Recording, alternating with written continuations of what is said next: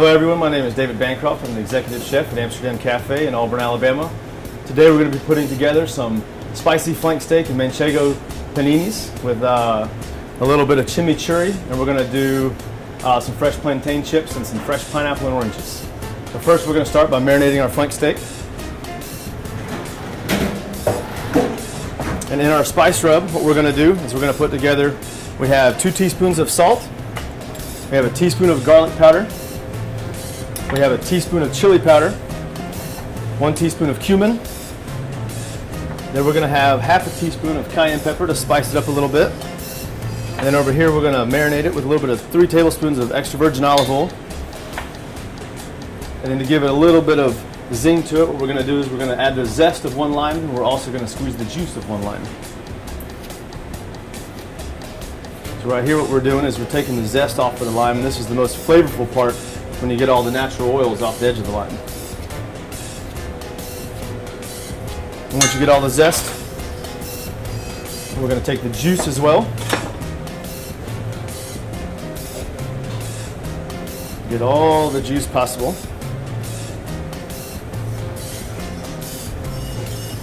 And then what we're going to do is we're going to rub it down really well in our mixture.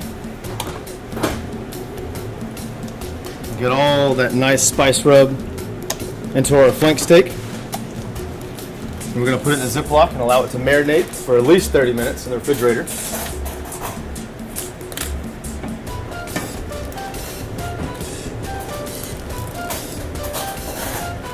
If you don't want to get your hands dirty and you don't have gloves at your house, you can obviously put the steak in the bag, whisk the marinade together, and then pour it all over the top.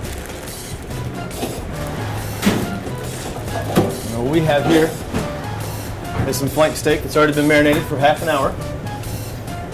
We're going to take it over to the grill now.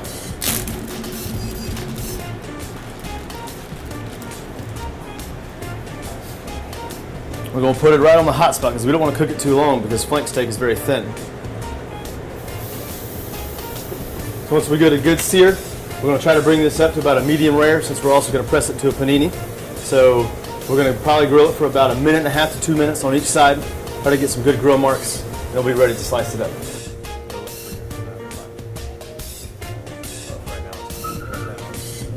While our steak's grilling, we're going to go ahead and get together our chimichurri, which is pretty much the only condiment that you'll get in Argentina. It's pretty much when you get the churrascaria or any kind of Brazilian or Argentinian steak, you're going to get chimichurri, which is parsley, olive oil, crushed garlic, crushed red pepper, and a little bit of red wine vinegar. So after you get all this together, we're going to let it marinate together. We're going to start with the cilantro. And what we're doing is we're doing a twist on it. Usually you would do parsley. We're going to do ours with fresh cilantro because it's coming in season now. And we want to really show it off. We're going to add 1 whole bunch of mixed cilantro. We have 5 garlic cloves, 2 tablespoons of crushed red pepper. We have 1.5 tablespoons of red wine vinegar. And then here we have a 1/4 cup of canola oil. We're going to stir all this together and make our chimichurri. Now for this sandwich, typically a chimichurri is a little bit thinner than this, but we want it to really hold up on our sandwich and not make it real greasy. So we made ours a little thicker just for this recipe. Let this rest for about a half hour as well. That way that you can get it fresh on your sandwich and have all the maximum flavors. Now that our steak's been grilled on both sides for about 2 minutes on high heat, we're going to go ahead and remove it and allow it to rest.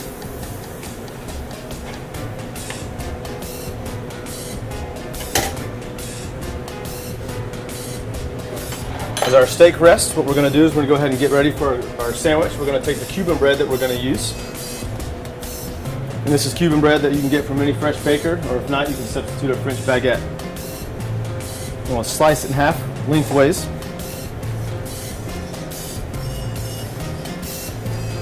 We're going to build 2 today. We're going to go ahead while our steak's still resting and get our avocado ready.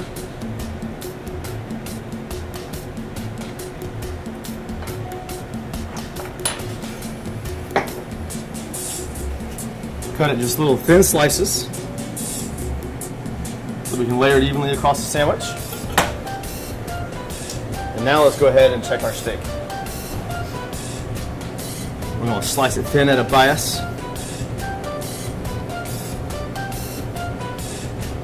So that it's very tender.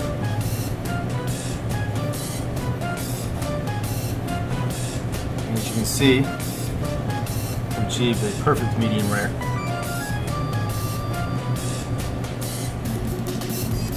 We want just enough for our sandwich. If you have any leftovers, you can nibble on it. Okay. Now we're going to go ahead and construct our sandwiches. We're going to take our fresh flank steak and layer it across.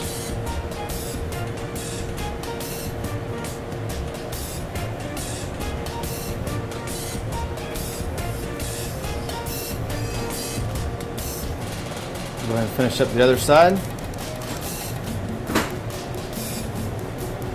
And we had an extra piece.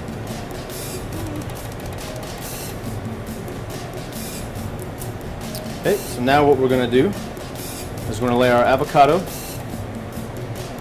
interchanging through each slice of beef. If you like a ton of avocado, you can add as much avocado as you like.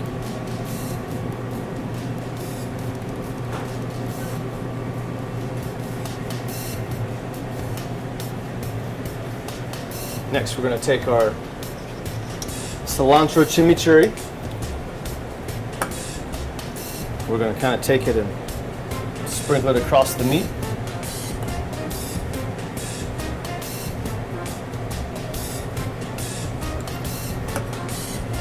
If you really like cilantro, you can add as much as you like. You can also save some and use it at the end of your dish. And last, we're going to layer on the fresh manchego. Manchego is a Spanish cheese. It's a little salty, it's got a nice nutty flavor. It's a little sharp. One of my absolute favorite cheeses.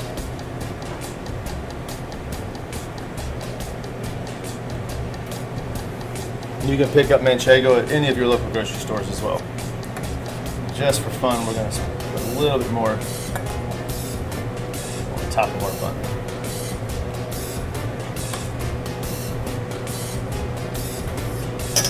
Now we're ready for the panini press.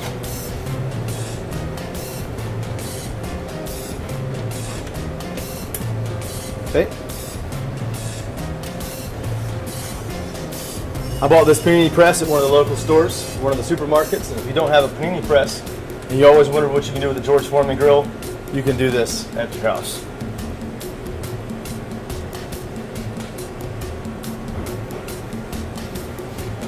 Now what we're going to do, we're going to be careful so we don't slide the top of the bun off, and we're going to give it a little press.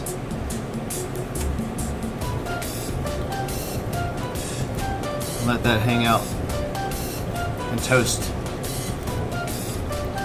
And obviously, don't ever be scared to open the lid and look at it and make sure you're not getting burnt. For our paninis in the press, what we're going to go ahead and do is get ready for our plantain chips. We have fresh plantains. We picked them nice and green. The reason you do that is so they're nice and ripe and they'll be really crispy. Plantains are different than bananas because they're very starchy. We're going to take our sliced plantains, we slice very thin, and we'll drop it in our oil. And you can use vegetable oil, you can use any kind of fryer oil that you have at the house.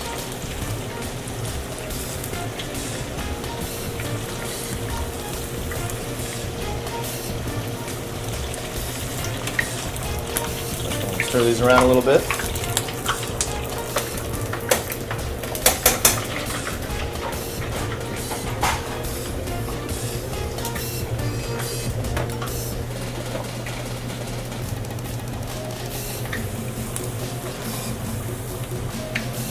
And as you can see, the plantains will start to get nice and crispy brown.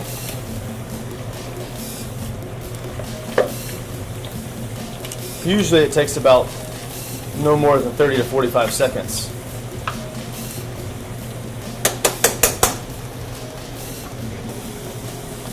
Okay, ours are ready to remove from the grease. And I'll shake them off nice. lay them out. I can hear the manchego cheese starting to drip out of our sandwich, nice and melted. Here for our plantains, we've got just a little bit of seasoning we're going to put on the outside. It's a smoked paprika rub. It's got a teaspoon of salt, a teaspoon of smoked paprika, and a little bit of cumin. We're going to take it and just sprinkle it over our fresh plantains right out of the grease. Flip them over so we get delicious chips. And we're ready to serve. Let's go ahead and check on our panini. Now that we have our plantain chips ready, we're going to go ahead and check on our panini. As you see, we've got a nice toasty brown crust ready to go. Our cheese is just starting to melt. We don't want to overcook our nice mid-rare steak, so we're going to go ahead and remove it. You see paninis toast both sides, make beautiful sandwiches.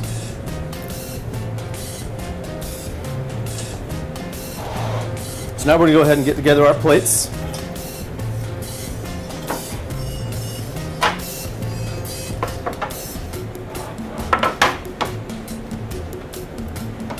All right, we're going to take our paninis. We're going to cut them at a sharp bias. You can hear that nice toasted crust. That's going to give you a good crunch in your sandwich, and everything inside is going to be nice and creamy manchego cheese, creamy avocado. It's going to be amazing. We're going to come over here, stack up our sandwiches.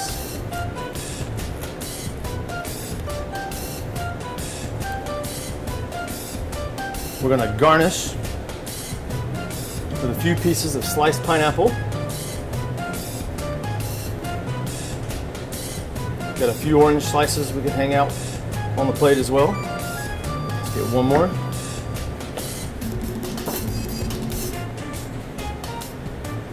Come over here. And the reason we're putting all this fresh fruit is just to show how fresh and light it can be in the summer. Okay. Let's go over to our fresh plantain chips that we fried.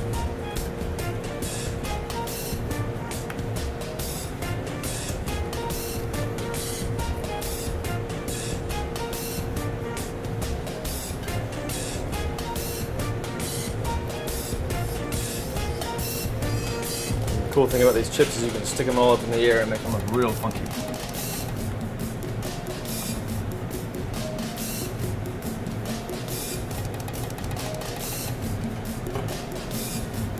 Okay. And last, what we're going to do is we're going to finish with just a little bit of cilantro, just to garnish the plate.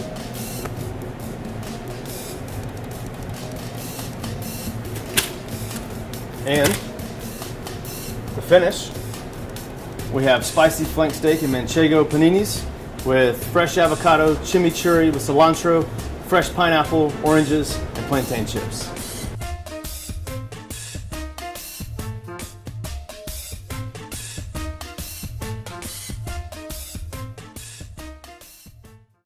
All right, I'm Paul Willis, and today we're going to be shaking it up by making a fresh spring twist on a Cuban classic, the mojito.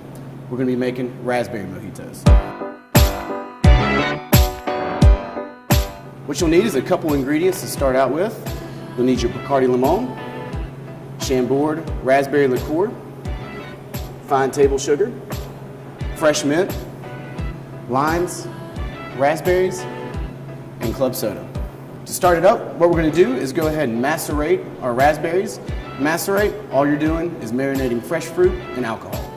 So we'll take our Chambord, about a half a cup, put it in the mixing bowl. Then we're going to take a quarter cup of our sugar, pour it in there as well. And then we're going to take a whisk and just stir that around until all the sugar's dissolved and you have a nice good mixture. This is really going to add a nice flavor to the berries, make them nice and sweet, really give that drink some pop to it. All right, once we got it set, we're going to take 2 packs of raspberries. Now let me warn you, these things are addicting, so you may want to make it 3. But for today's demonstration, we're just going to put 2 in there. Put all the raspberries in the mixing bowl with your marinade. Now this is a very important part. You don't want to stir because you're going to crush the raspberries and they're going to fall apart and it's going to make your drink muddled and cloudy. So what you want to do instead is you just want to fold them over just nice and gently like that. Do it about 7 or 8 times or until all the raspberries are coated and are marinated. All right. Once we have that done, we're going to wrap these up, put them in a cool spot, and let them sit for about 20 to 30 minutes. That way they really soak up all the juice. Now we can start mixing. You're going to take your shaker. You can get these at any standard store, Walmart, any Party City, anywhere like that. Fill it up halfway with ice, not all the way, just halfway. Then we're going to take our nice marinated berries here, 2 tablespoons, just put them right in the mixer, right on top. And then we're going to take 1 tablespoon of that juice. That's really going to add the sweetness that we want to the drink and give it an extra pop to it. Then we're going to take a half a lime. We're going to squeeze that lime into the mix. Make sure you get all that juice. This is going to add that acid to really balance out the drink so you get a nice cocktail. Give it one more little bit of love. There we go. Then we're going to take our fresh mint. And when I say fresh, David picked this morning, cut it, and brought it just for this demonstration. So take you about 6 leaves. Now you can put as much as you want in there. If you want more mint flavor, add more mint. You're really not going to harm the drink. I like to use 6 because it's a nice round number and it makes a good drink.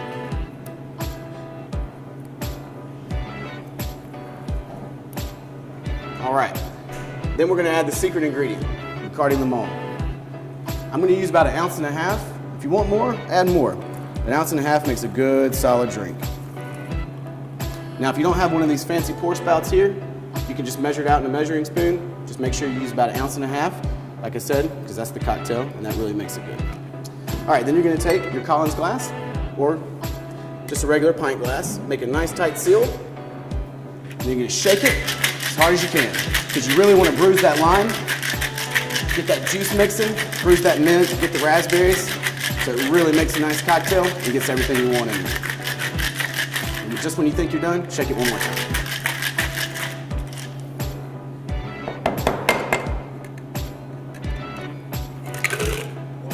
All right. Just roll it over in the cocktail glass like that. Then we're going to take it and top it with a little ice. And then we're going to finish with a little club soda.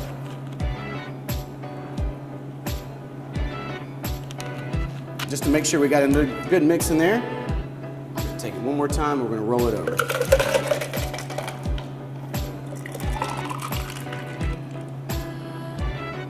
All right. Then we're going to take the prettiest mint sprig that we can find, put it right on top. Then we're going to cut a lemon wedge.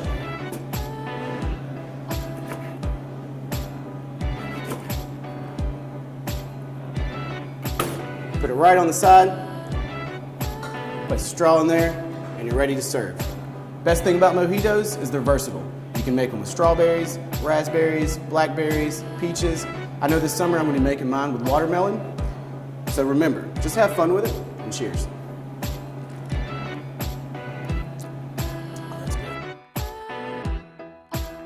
I want to ask you, do you ever sit and wonder it's so strange we could be together for so